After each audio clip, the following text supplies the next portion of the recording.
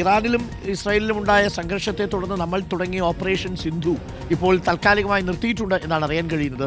ഏകദേശം 2300ഓളം ഇന്ത്യക്കാരെ നമുക്ക് ഇറാനിൽ നിന്നും ഇസ്രായേലിൽ നിന്നുമായിട്ട് കൊണ്ടുവരാൻ സാധിച്ചു എന്നാണ് അറിയുന്നത്.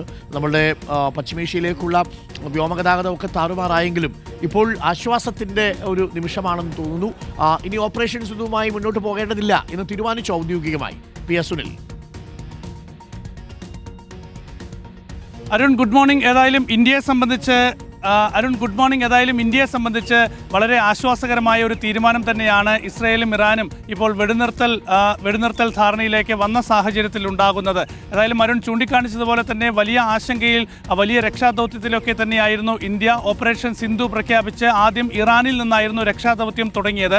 അരുൺ ചൂണ്ടിക്കാണിച്ചതുപോലെ തന്നെ 2300-ലധികം വിദ്യാർത്ഥികൾ അടക്കമുള്ളവരെ ഇറാനിൽ നിന്നും ഇസ്രായേലിൽ നിന്നുമൊക്കെ തന്നെ ഇന്ത്യയിൽ എത്തിച്ചേരുന്നു. ഇതിനായി പ്രത്യേക വിമാനങ്ങൾ സർവീസ് നടത്തിയിരുന്നു. എയർ ഇന്ത്യയുടെ വിമാനം ആദ്യം സർവീസ് നടത്തി, പിന്നീട് ഇറാന്റെയും ഇസ്രായേലിന്റെയും ഒക്കെ തന്നെ വിമാന സർവീസുകൾ ഇതിനായി ഉപയോഗപ്പെടുത്തി. ഇറാനിലെ മഷാദ് വിമാനത്താവളത്തിൽ നിന്ന് വരെ ഏറ്റവും ഒടുവിൽ രക്ഷാദൗത്യം നടന്നു. ഇന്നലെയും 6 വിമാനങ്ങളാണ് വിദ്യാർത്ഥികൾ അടക്കമുള്ളവരെയും കൊണ്ട് ദില്ലിയിലെത്തിയത്. പ്രത്യേകിച്ച് ഇസ്രായേലിലെ ജോർദാൻ വഴിയൊക്കെ തന്നെ ഇസ്രായേലിൽ നിന്നുള്ളവരെ കൊണ്ടുവരുന്ന ഒരു നടപടിയിലേക്ക് ഇന്ത്യ മാറിയിരുന്നു. ഏതായാലും ഇപ്പോൾ വെടിനിർത്തൽ ധാരണ വന്ന സാഹചര്യത്തിൽ ഈ ഒരു ഓപ്പറേഷൻ സിന്ധു താൽക്കാലികമായി നിർത്തിവച്ചിരിക്കുകയാണ് കേന്ദ്ര സർക്കാർ. ഇതിന്റെ ഭാഗമായി തുടങ്ങിയ കൺട്രോൾ റൂമുകളെല്ലാം അടച്ചു.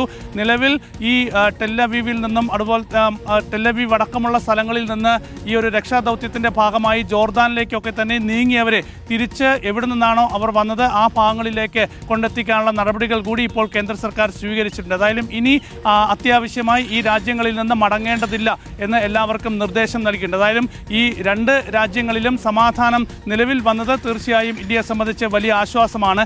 ഇപ്പോൾ ഇന്ത്യയിൽ തിരിച്ചെത്തിയവർക്ക് അവിടുത്തെ സാഹചര്യങ്ങൾ മെച്ചപ്പെട്ട ശേഷം തിരിച്ചു പോകുന്നതിന് യാതൊരു തടസ്സവുമില്ല എന്നുകൂടി ഇപ്പോൾ കേന്ദ്ര സർക്കാർ അറിയിച്ചിട്ടുണ്ട്. ഓക്കെ.